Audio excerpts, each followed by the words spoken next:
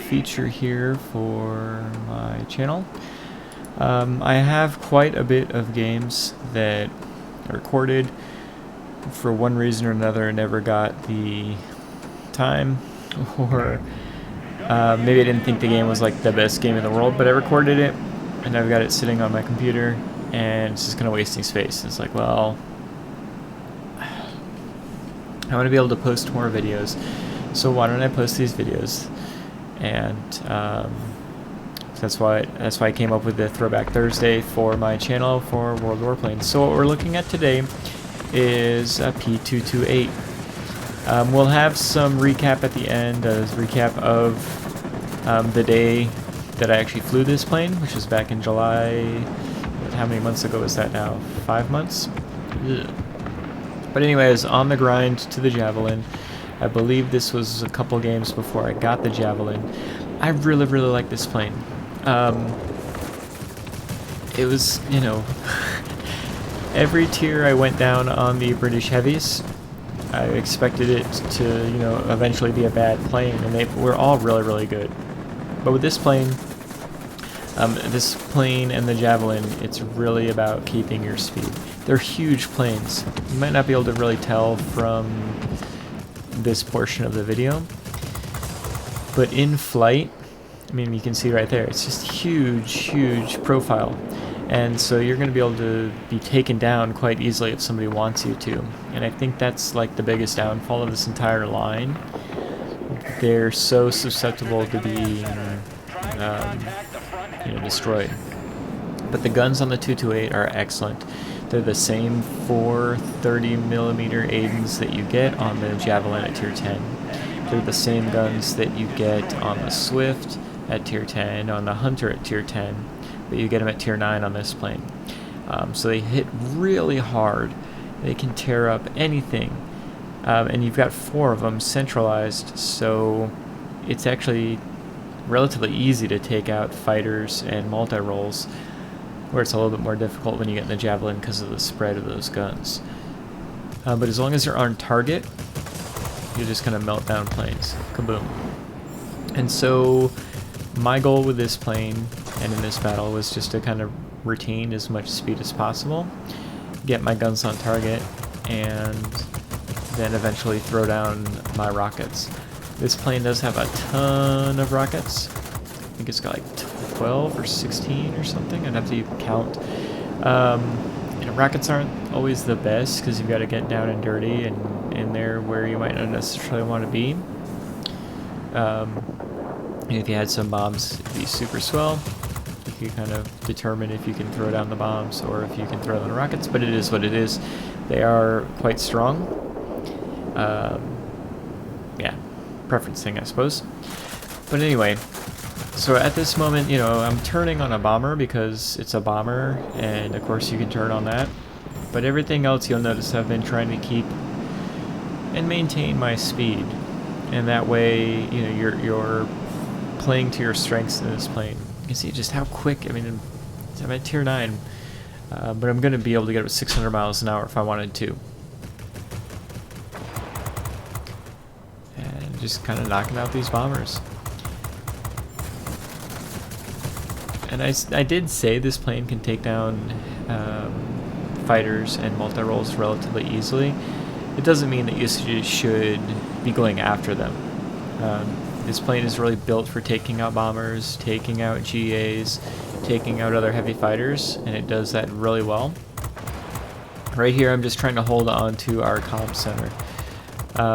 We're flipping their comm center, so if we lose this comm center, it's not the end of the world, but I want to lose it after we've taken theirs, which we just did. And it looks like we might be able to hang on to this particular sector, at least for a little while longer. Ooh, speaking of 228, he snagged me. And unfortunately, because I was in this sector, I gave up a lot of capture points there. So let's take a look at what's going on the battle here. They've got the central location, but it looks like we've got... Yeah, we definitely have our bombers coming in there. They still have another bombing run going for our command center, and if nothing is done about that, we'll definitely be losing out on that.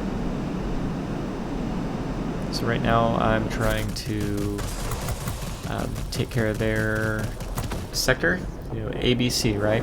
So always be capturing. Yeah, we might lose that comm center, but there's no reason that we can't capture the center here while they're doing that. Focusing down that guy, and luckily he didn't turn or anything like that.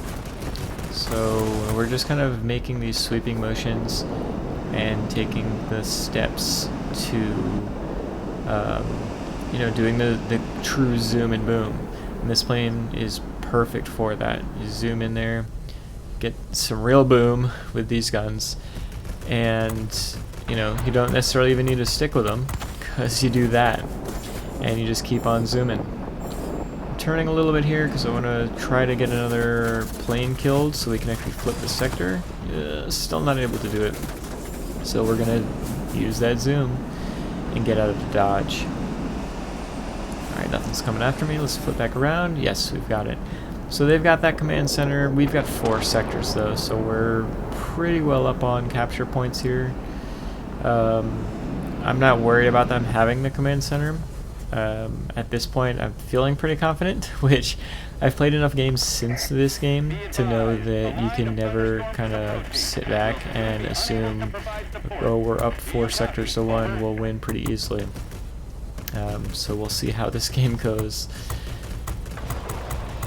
I was able to get him, and if a 228 or a Javelin, or for that matter any of the tier 9 or tier 10 heavies are coming after you,